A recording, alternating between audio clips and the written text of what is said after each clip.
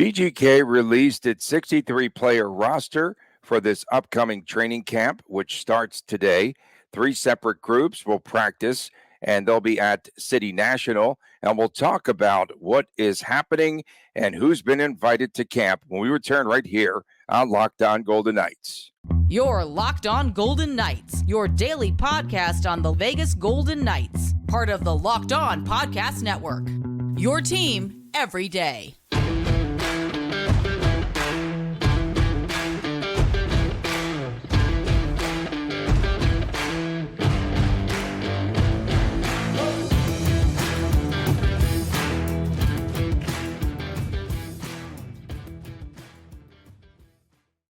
Hi, everyone. Tony Cardasco, Chris Golick from Las Vegas. Thank you so much for making us your first listen each and every day. Find us wherever you get your podcast. And also, subscribe to the YouTube channel that is Locked On Golden Knights. So, Chris, the roster composition for this 3-day training camp is 36 forwards, 20 defensemen, 7 goaltenders. There are 3 separate group sessions that happen each day. So, 9 o'clock, the Vegas team practices. 11:30, it's Golden. And 2 p.m., it's the Knights, of course. And that will be the practice schedule for the next 3 days, starting today, Thursday. And let's go by position groups. Forwards first. Were there any surprises in your estimation? I just took a look at it last night, and we have all of those rookies that were invited to camp. Perhaps players that made an impression: Tomas Jurinen, Ty Cheveldaev, Jacob Brabinets. You've got Mason Primo, Daniel D'Amato, Jacob Dimak, Matthias Sapovaliv, Alex Swetkalev. That's not how you say it. Svetlikov, sorry. And I was getting through it. With all those names that are difficult. And, of course, Brendan Brisson. Yeah, I mean, it's basically a hybrid of all of the NHL players that are likely to make the roster, and then it's an extra opportunity. I mean, this is almost a de facto start for the Silver Knights camp as well, right? Because, I mean, obviously 90% of the names that you see on this list that you don't expect to make the Golden Knights are not going to make the Golden Knights. So, you know, it's a good opportunity for Cassidy to see everybody. And I'm curious if the Golden Knights are going to release the teams or like the lines, what we're going to see each practice, because I've seen that done. I believe it was the Avalanche that did that, so that'd be kind of cool. I'm going to be down there today. I don't know if I'm going to be there right at 9, but I definitely want to be at City National by at least 11 for when we get a chance to get a few minutes with Kelly McCrimmon, see what he has to say about the upcoming season, and then we'll get to talk to Cassidy in the earlier mid-afternoon range as well. So it's going to be fun. It's going to be interesting to see how everybody looks on the ice now that the full coaching staff's going to be there, now that you got the hybrid of the Golden Knights and the Silver Knights there. God, Fleming, oh my God. Who's going to lay out Joe Fleming first? That should be, yeah, we can get some action on that. Who's going to lay out Fleming first? Okay, wait till we get to defensemen. Some other forward names, too, I'm just firing. You're firing today, I know. Some of the other forward names we might have forgotten. Jonas Rondbjerg is still hanging around, Sheldon Rampell. And then you also have 38-year-old Adam Cracknell, who last played for Tucson last season, and he was invited to camp as well. So a pretty interesting group, but we forget about a Jonas Rondbjerg and a Sheldon Rampell. Yeah, I mean, Rampell, he had a couple stints. I don't know if it was this season or last season, but he did have a couple opportunities to dress for the Golden Knights. And Rampell, great AHL talent, just not really able to take that next step, kind of like Gage Quinney and stuff like that. Rondbjerg has played a serviceable role for the VGK over the past 2 seasons. If they got to go to the basically to the 7th defenseman down on the depth chart, he is someone that can fill in for a game or 2 or 4 or 5 days, whatever it might be, 10, 12 games if need be, without having the Golden Knights needing to go outside the organization and just help out and be a good stopgap, so to speak. So we'll see if they've taken that step forward, and we'll see which of these rookies are going to showcase themselves for an opportunity. I don't know how I say this, to be traded. To be traded, yes, improve their stock, show some worth. The defensemen, all the usual suspects are back. Draft pick Artur Karki made the roster. Christopher Setoff, who I didn't think played well, especially in the Anaheim game in the rookie challenge that we had. You also have Caden Korzak, Braden Pahal, Lucas Cormier looking for a roster spot, and Mr. Sandpaper, Joe Fleming. There's like, between the forwards and the defense, there's like 5 players who are, Silver Knights or draft picks or prospects that might flirt with a chance to make the roster. And obviously, outside of Brisson and Korzak, there's not a whole lot else as far as surprises go. So, point being is, especially for the defensemen, this is a chance for them to get out there with the Golden Knights, get out there with the professionals and expand their game. Fleming is not making the roster this year, probably not next year, and probably not the year after that, but he's got a great training camp experience to take back wherever he's going to go play next season. And now we can see how's Miramanov, how is he healing and stuff like that, because he is someone who could have been a big help a lot more last season if it wasn't for injuries, unfortunately. Korzak, how much of a step forward has his game taken? Because I do view Korzak as, if any of the top 6 forwards do suffer a long-term injury, I think Korzak might actually get the nod before Ben Hutton as far as filling in that role. And even Braden Pahal, I guess you can argue too, because it seemed like Pahal might be a little higher on the depth chart. So maybe that's a good under-the-table training camp competition, Pahal versus Korzak. And the one thing that we've noticed, I believe that there is a lot more experience in this camp, and there is also a lot more depth. There's a lot of depth now for VGK. And if a man does go down, when you look at some of those names, they've been tested, a lot of them in the National Hockey League. Then, of course, you have the veterans as well.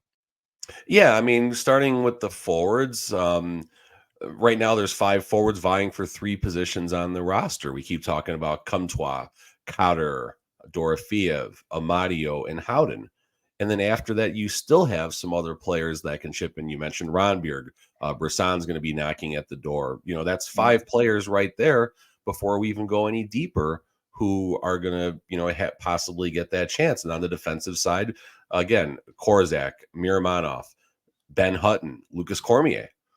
Those are all players who can chip in. Cormier is a little bit untested, but it seems like he's the best defensive prospect. Because Korzak, I look at Korzak more of a rookie and Cormier more as a prospect now, just based on Korzak's NHL experience, which isn't much, but it's more than Cormier's. So you look at the composition of the team, and they're a lot better, right? They're going to be a lot better. The depth is there, and this team was tested the last 2 seasons with injuries. Season 5, unfortunately, they did fail. Too many injuries, couldn't get through it. But season 6, there was that middle third of the season where we were like, okay, are the Golden Knights even going to make the playoffs? Are they going to throw this whole thing away? Are they going to, be a wild card team? Well, no, they sucked it up. They won the division and had a very dominating playoff performance. Yeah, and down on the farm in the AHL, you do have players that have flirted with the NHL, and they've also been a part now of Cassidy's system for 2 seasons, and they've been a part of the Golden Knights system for 3 seasons at the minimum with a lot of these players. So that's interesting to see. They just sprinkle in some new names. Yeah, what's that? With the Ryan Craig, I didn't mean to cut you off there, but I think it's important to also acknowledge the change in the guard in the AHL level with Ryan Craig, who now has taken Cassidy's system, Cassidy's knowledge. He knows what Cassidy wants, and that's going to help bridge the gap. Because you and I have alluded to this a few times. It was always a little bit strange between, God, why can't I remember the former coach's name? I feel so bad. Manny Viveros. There we go.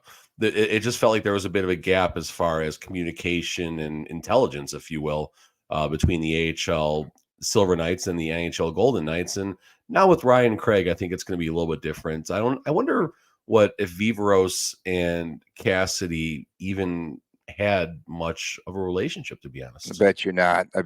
You know why? Oh boy. Because Ryan Craig stayed in his lane all that time. Goalies. Yes, That was good. Aiden Hill and Logan Thompson. I had to throw one in there. On the 21st night of September, of course. Do you remember? Okay, goalies. Aiden Hill, Logan Thompson. That's what that tweet was. Now I got it. Okay, Tony. Okay, now It takes a while. I creep up on you with my tweets. Yeah, I think you did that last night. It was like 3 in the morning. 12:01. It was like at 12:01 a.m. So I was on my phone at 3 a.m. Just bad night. LT, Aiden Hill, Jiri Patera, the big three between the pipes. And then, of course, we've got Isaiah Seville, Jesper Vikman, Jordan Papirny, and Michael Bouillon, who I don't know much about. I feel LT, Aiden Hill, Jiri Patera, you probably agree, the three goalies that we'll see in some sort of a rotation in these preseason games. You'll see probably every one of these goalies in a rotation. I mean, they used to run Dylan Ferguson out there for the first, preseason game for a couple of seasons. So you're probably going to see every one of these goalies. Maybe there's one you don't see, but you'll see every single goalie in some type of rotation, whether they go period by period or chop up the game, however they're going to do it. But you're going to see all these goalies out there because we might see them all by February too. Yeah, of course. And then we also know, and everyone noticed, that Robin Lehner is not invited to this camp. And those rumors that circulated that he's way out of shape, which we passed on to, of course, everyone out there last week, that he's definitely out of shape, but he's here in town. We know that. And I wonder if there'll be any sightings at City National. I don't know if it's proper to say he wasn't invited to camp. Injuries. There is something preventing him from getting on the ice right now, whether it is a conditioning situation, whether it is a long-term injury, whatever it may be, whether there's other things going on that, frankly, me and you and the rest of the world don't need to know about. But I don't know if I agree with the statement he wasn't invited, because he is a member of the Golden Knights. He's on the payroll. And it would be nice to see. I know there's a log jam with the goalies right now, but it would be a nice story if Lehner was able to return to game activity for the Golden Knights or elsewhere in the NHL. I think it'd be a good story. Do you think that Jiri Patera has the third goalie spot sewn up, I should say? Is that his job to lose in this camp? That's the only question for goaltenders. And then, of course, they'll battle it out to see who's goalie number one and all that. But can anyone push Jiri Patera at this point? I mean, with 2 NHL games to his resume, he comes in third on the depth chart with most NHL games of experience. So wow. I've been concerned about that. I've been concerned about that for a while, but you know who's not concerned about that? It's Kelly McCrimmon and George McPhee and Bruce Cassidy to a degree. So if they're willing to put their seal of approval on Patera being a heartbeat away from getting some serious minutes for the Vegas Golden Knights in the net, I'll buy that. I mean, it's a bit concerning. Don't get me wrong. I don't love the idea. I was saying they should have, like a Halak or some. I think he might have retired, but someone, a journeyman goaltender who's been around for a while would be good to have in case of emergency break glass. But if McPhee and McCrimmon say, hey, we're good, and the scouts, everyone who is involved in these decisions, say Patera's the guy if it needs to be, then let's go. I'm okay with it. Coming up next, what are some of the questions that need to be answered during the Golden Knights preseason and the preseason camp? That comes your way next, right here on Locked On Golden Knights. Our next partner is AG1, the daily foundational nutritional supplement that supports whole body health. I drink it literally every day because I had to give it a try to boost my energy, and it also allows me to sleep a lot better. I drink AG1 because it gives my body the nutrition that it craves. And since I've been drinking AG1, I've noticed an overall healthy feeling. Really helps me to sleep better, as I mentioned. And it's a science-driven formulation of vitamins, probiotics, and whole food sourced nutrients. It's a micro habit that delivers macro benefits and helps just about everybody take great care of their health each and every day. It's a comprehensive solution, and if that's what you need, that's what you'll get from your supplement routine. and try it at AG1 and get a free 1-year supply of vitamin D and 5 free AG1 Travel Packs with your first purchase. Go to drinkag1.com/NHL Network. Again, that is drinkag1.com/NHL Network. Make sure to check it out. We are back on Locked On Golden Knights. Tony Cardasco, Chris Golick from Las Vegas. Don't forget, coming up on tomorrow's show, it is What the Friday. And hopefully something happens today where we get some good reacts from our good old friends out there. And they always send us some really good chirps, if you will. We'll have some good content today, too. McCrimmon doing a presser. We're going to have some content. Yes. And see, we'll have some video tomorrow. We'll have some video on tomorrow's show. What's the total on his eyebrows moving? 1.5? 1.5, or is it just? I will not dog anything about McCrimmon. Not dogging anything on McCrimmon. Not dogging anything on him. And please make sure to subscribe to the YouTube channel. Oh boy, the YouTube channel's Locked On Golden Knights. Subscribe there, Chris. So your guy Kelly McCrimmon, he'll be meeting the media today, 11:15 this morning. What might McCrimmon say about some questions that need to be answered this preseason? I mean, McCrimmon, the times he does talk to local media, he's a good interview. He is very thorough, and he provides, like Cassidy, he provides very honest and just appropriate answers, I think is the best way to say. So there's going to be some questions about what the following year's Vegas Golden Knights team is going to look like. You have some expiring contracts. It's always interesting to dangle the bait out there for McCrimmon and ask him about the roster sustainability. You'll get a great reaction about something like that. If there's any update about Robin Lehner, I'm sure that's going to come up at some point in the conversation too. Yeah, and you also have to talk about the goaltending situation and replacing Riley Smith, right? That would be at the top of the list as well.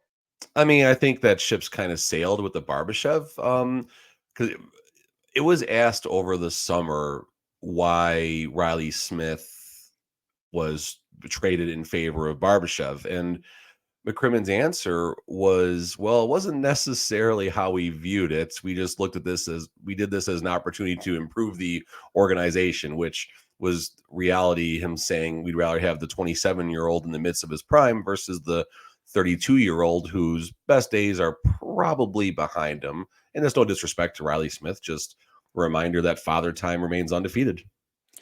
The one thing that I've noticed with other teams that win championships, there is a change. And to me, a change with the players, their attitudes, maybe there's some jealousy. I don't know, whatever forms, but it's like the boy band. Players get paid, some don't. It's like the boy band that just cannot stay out of its own way, and they're always fighting, and eventually they break up. But I'm not saying that there will be that kind of discord with this team and with this franchise. What I am saying is there could be a lot of differences that you will notice with the team. And to me, Chris, it's not about who's on this roster, but who might not show up or who might not play a lot. There's always going to be questions, and there's, this isn't just something that happens in professional sports. It happens in regular jobs, and you give someone a bit of power, you give someone, they have some success, they get a pay raise, whatever they may have, they do go through personal change. I know it happened to me as a young casino leader going back about, 8-10 years ago when I got my first promotion where I became a shift manager. I became a word that rhymes with something I probably shouldn't say on the air right now, just thinking I knew everything and treating people like crap for a little bit. But then you live and you learn. With the word trick. It definitely does rhyme with that. Yes, Tony, 2 points for you. So, and I'm not at all saying this is what's going to happen in the Vegas Golden Knights locker room, but it is human nature when you do experience some type of change where, it could change some things. It definitely could change some things. And you do have expiring contracts on this roster. And, we're starting with Marchessault, of course, who still to this day, there's been no talks about any updates about possible extension. You bet I got that one in the chamber as a question today from McCrimmon. And again, I'm not the Golden Knights locker room, their culture inside the locker room has been just magnificent for, pretty much most of the seasons. Unfortunately, during Robin Leonard's arrival, you can question it might have gone downhill a little bit from there, but definitely this past season, you see it. I mean, I see it. I'm around the team, frequently.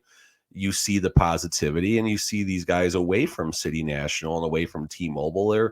There's no pressure on these guys. They're relaxed. They're laid back. So I don't think I'm concerned about their mindset coming into the season. What could be a valid concern or valid question is, if they are healthy and they do have they don't have a good start. They have a couple lulls where they can't connect the dots. The power play continues to struggle. More on that in segment 3, of course. But how will they handle, there's so much good luck that happens when a team wins a title in any of the major 5 sports. Now, if you want to throw soccer into that mix, there has to be a bunch of good luck. The Golden Knights got their share of good luck, and everyone should be able to acknowledge that. They weren't lucky to win the Stanley Cup, but they had good luck along the way, which definitely is noteworthy. If they don't have that good luck, if the bounces don't go their way, if they're snake bitten. I actually told Chris the story about how I asked Chandler Stevenson and Riley Smith that, and but yeah, it resonated around the locker room. Exactly. Yeah, gotta be careful about that, I guess. Yeah, just be careful what you say. Exactly. So point being is, how will they handle that? And honestly, if they do falter out of the gate for the first 3 or 4 weeks, that could help this team. It could be a good reality check and have them band together, and then they're from November on, they turn they turn the Jets on, so to speak. The other expiring contract is that of Chandler Stevenson's, a forgotten man, perhaps, and perhaps there will be some questions about him. And I'm curious how the dad bod of one Mark Stone will hold up this season. He said he's not working out anymore. He's working out. He's working out. Don't kid yourself. But obviously, I'll get a better review today of him. But he looked really good in the captain skates. Very energetic, wasn't limiting himself or anything. And now, granted, they're probably going at about Phil Kessel speed. I'm sorry, Phil, if you're watching this, but about how many preseason games do you think? Sorry to cut you off. No, you're fine. How many preseason games do you think that Stone will play in? Couple? 2.5. That's good total. Okay, 2.5, and I'll probably take the under. I'll put the under at -130, the over at -110. I'll take the under. I'm not putting myself out there. I need minus on both sides on this one. It's good Caesar's line. Okay. Can Phil Kessel sign with his team for the preseason to keep the Iron Man streak alive? The preseason, yeah, preseason Iron Man. I'm wondering. I'm almost wondering if he's just going to ride on to the sunset right now. Yeah, it might. There are some rumors though where he might land. I mean, I've heard Minnesota, but I'm also hearing it might just be time. Coming up next, our guy Chris wants to discuss, as he kind of teased a little bit there, what the VGK power play needs to do, where they might have to rank this upcoming season. We get into that when we return right here on Locked On Golden Knights. Snap into action this NFL season with FanDuel, America's #1 sportsbook. Right now, new customers get $200 in bonus bets guaranteed when you place a $5 bet. That's $200 in bonus bets, win or lose. If you've been thinking about joining FanDuel, there's no better time to get into the action than now. The app is so easy to use. There's a wide range of betting options, including point spreads, player props, over-unders, and more. So make sure that you visit FanDuel.com/lockedon and get a kick out of the opening of this NFL season. FanDuel, the official partner of the National Football League. We are back on Locked On Golden Knights. Tony Cardasco, Chris Golick from Las Vegas. Thank you for making us your first listen each and every day. We appreciate you doing that. Don't forget, coming up on our show on Friday, WTF What the Friday. And of course, find us on Twitter. He is at TDChrisG. I am at Tony Dasco. And we are at Locked On VGK. It's kind of crazy, right? We just had the FanDuel spot. So many bettors got just a bad beat. Sean McVay goes for a field goal with 4 seconds to go. Point spread is 7 and a hook. And he cuts a 10-point lead down to 7. Says he didn't know about that. Do you think coaches, I definitely believe NFL coaches know exactly what that point spread is. It's sort of a barometer for their teams in any event. Do you think that NHL coaches follow lines and totals and all that? I haven't heard that mentioned a whole lot. I mean, I'm sure they Well, maybe that's why I'm keep an bringing eye it on up because I'm some different, dude. things. I do think college coaches keep an eye on that sort of thing. And a reason I say that is because of the voting and all of that stuff. And it's not just about, I mean, it's a little better now with obviously multiple teams qualifying for the playoff at the end, but they still need to send that message. If you are a powerhouse team favored by 36 points, who's in the top 10 against some no-name school, and you only win by 4 points or 5 points, it's a losing effort in the eyes of the voters. So in college, did they pay attention? NHL, I mean, there are analytics that go and stuff, and maybe they look at trends and stuff like that. I don't know. I mean, the McVay NFL situation, I had no action on that game, thankfully. I guess I would have pushed either way, but I don't know. Crazy. Do you happen to know like who the best fantasy football player is on the Golden Knights roster? I know that they play and they're allowed to play, I guess, but any idea? You might want to ask some of I the don't know. players. No, I haven't talked to anyone about it. I mean, I know some poker habits of the players, but I don't know. I'm sure they a lot of them do play. I mean, there's probably a locker room league that they have. I'm just curious as well. How will Jack Eichel and Jonathan Marchessault be able to cheat at poker without seeing each other's cards off the glare of Phil Kessel's forehead? Oh, poor Kessel. Poor Okay, Phil Kessel.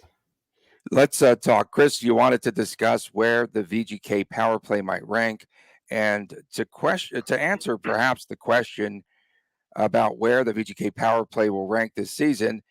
I first want to know. Will it be a John Stevens power play?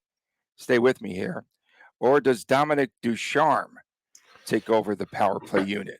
I'm just kind of curious about that. I know Ducharme has a little bit of success, especially early when he was up in Montreal when it came to the power play. And his secret there was to put a lot of his top players, most of his top players, on the power play unit number one. I mean, that could be a good question for Cassidy later on in the day and just kind of see how that's going to end up working out. I don't know. But Golden Knights power play last season was ranked 18th in the NHL in the regular season. And we did a similar segment about the similar time last year.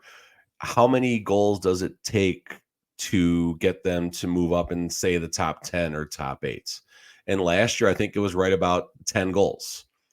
That's how it doesn't seem like a lot, right? Only 10 goals. So this past regular season, the Vegas Golden Knights, they had 207 power play opportunities, 42 power play goals, equates to 20.29%, 20% success rate, basically.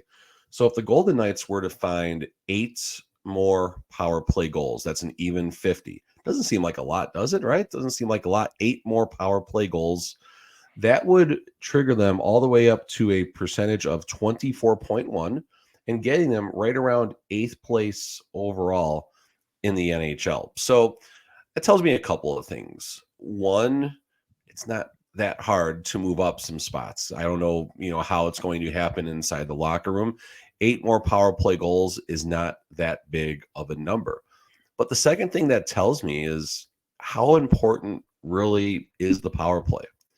I say that because, okay, 8 more goals are scored on the power play. Woo, friggin' who is that? How much is that going to change the outcome of the regular season? 2 points, 3 points, 4 points, no points. I don't know what the answer to that is. So I was really concerned, looking at past Stanley Cup winning teams and seeing that it looked like they all ranked higher than the Golden Knights as far as where their power play was. And if the Golden Knights didn't have a better power play, they just weren't going to win the Stanley Cup.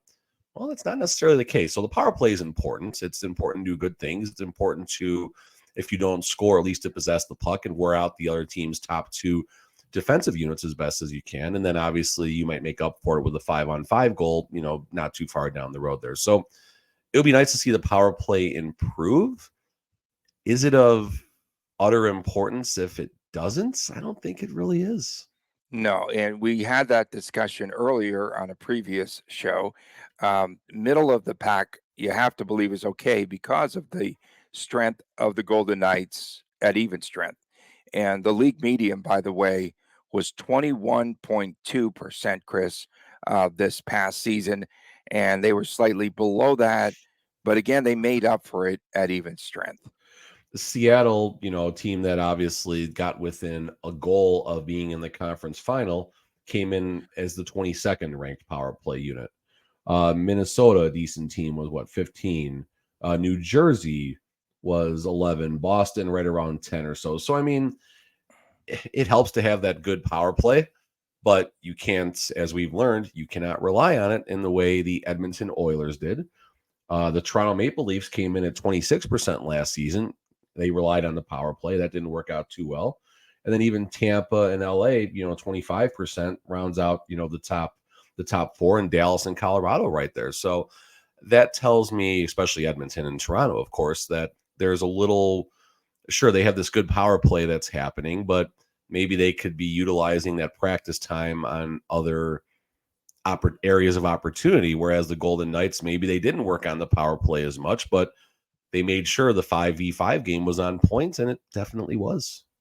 Coming up on tomorrow's show, of course, Chris, today we'll be speaking with Kelly McCrimmon. So we'll have a recap of everything that happened today on opening day of training camp. Thank you so much, VGK, for finally putting out a roster. They had a media day yesterday, but I didn't see any media there. It was media day. Okay, I'm already on my WTF, what the Friday takes. Sorry, Chris, I'm already there. We appreciate the everydayers. Thank you so much for tuning in. And please make sure to subscribe to the YouTube channel, Locked On Golden Knights. For my man, Chris Golick, I'm Tony Cardasco from Las Vegas. We'll see you again tomorrow right here on Locked On Golden Knights.